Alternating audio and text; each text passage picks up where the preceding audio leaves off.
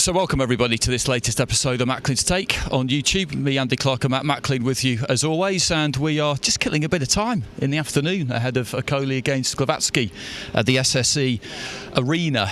And we thought we'd take the opportunity, myself and Matt, to just catch up on some boxing news that came out last night. We're recording this on the Saturday, obviously, and the lineup for the pay-per-view on May the 1st.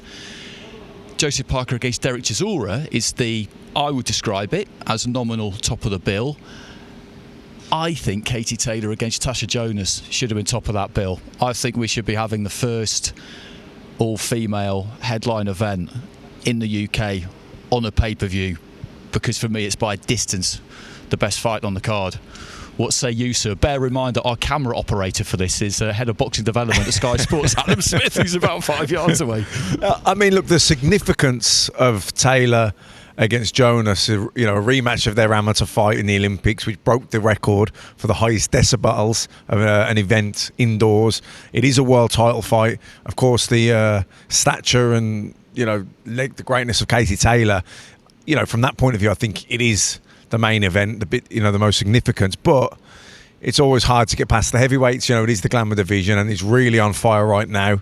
Chisora obviously lost to Usyk last time, but he didn't half make Usyk work every single second of that round. And of course, Parker is a former world champion, and he's known over here with the fight, of course, against Dillian White and of course Anthony Joshua. So, it's difficult to get past the heavyweights when they're on the card for the main event. But you're right. I think the in terms of the significance, Taylor, the number one star in women's boxing. And you're going to say Clarissa Shields might argue with that, but Taylor is officially the Ring Magazine, Boxing Writers Association of America, pound for pound number one. And of course, Natasha Jonas is on a coming off a great performance. She didn't get the win, but it was a fantastic performance against Terry Harper.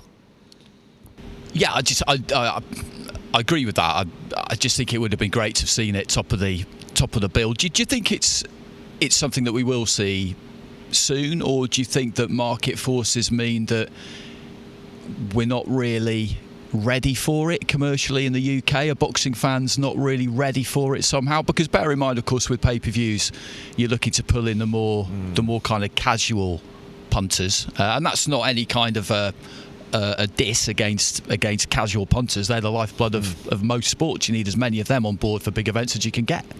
Well, look, I think Katie Taylor from boxing the Olympics, her success, her fame was probably a big part of that happening. So I think she's consistently smashed barriers, and set new things. So I think it will happen. I think before Katie Taylor's career is out, I think she will headline a pay-per-view event. Listen, this could have been it. Maybe it was an opportunity missed. But I understand, look, the heavyweights, Chisora is a household name here.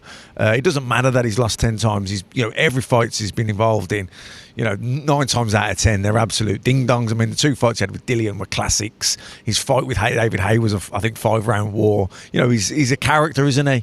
And look, both of them are looking to get a shot at a world title. It's not going to happen in the next 12 months or so, because you've got Joshua Fury that has to play out. But I think, Parker certainly will be looking for a shot at a world title, and of course, Derek Chisora too. But that fight between Taylor and Jonas, you mentioned the backstory to it with the Olympics, and when Tasha turned pro, that was the plan basically, that she would rematch Katie Taylor. We remember covering her debut, and Tasha was working with us that night, and it was after that I think Tom Stalker sent her a text and said, listen, you must fancy some of this, surely you want in on this, and she did decide to take the plunge. But it was very hard to see this happening when she was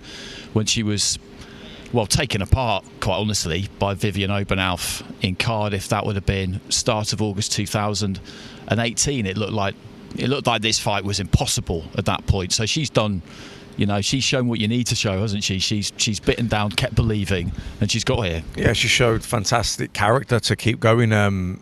Look, nobody gave her a chance, none more so than me when she was fighting Terry Harper, because there'd been nothing in the recent performances that suggested she had anything near that performance inside of her. Obviously, she believed it, her team believed it, and really that's all that matters anyway. But, from a from our point of view, the pundits and the critics, I didn't feel she had that performance in her, not at that stage of her career. And of course, the Katie Taylor one at that point seemed so far off. Although going into the fight when she fought Vivian Obenhoff, I do believe there were talks of Jonas fighting Taylor. And I know Katie Taylor's manager Brian Peters was like fuming then that it looked like that fight's fell away. But here we are now, a couple of years later, and all of a sudden, that's the good thing about boxing. You're as bad as your last you're as good as your last performance, and that can be a good thing or a bad thing. When you're up there and you lose and you're the forgotten man after one bad performance, it's pretty cruel. You think how fickle, boxing pundits and fans are.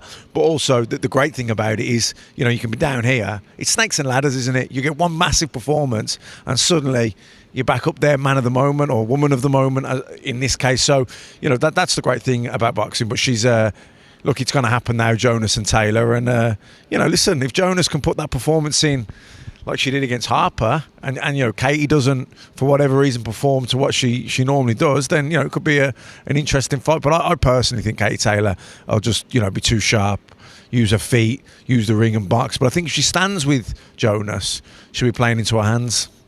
Yeah.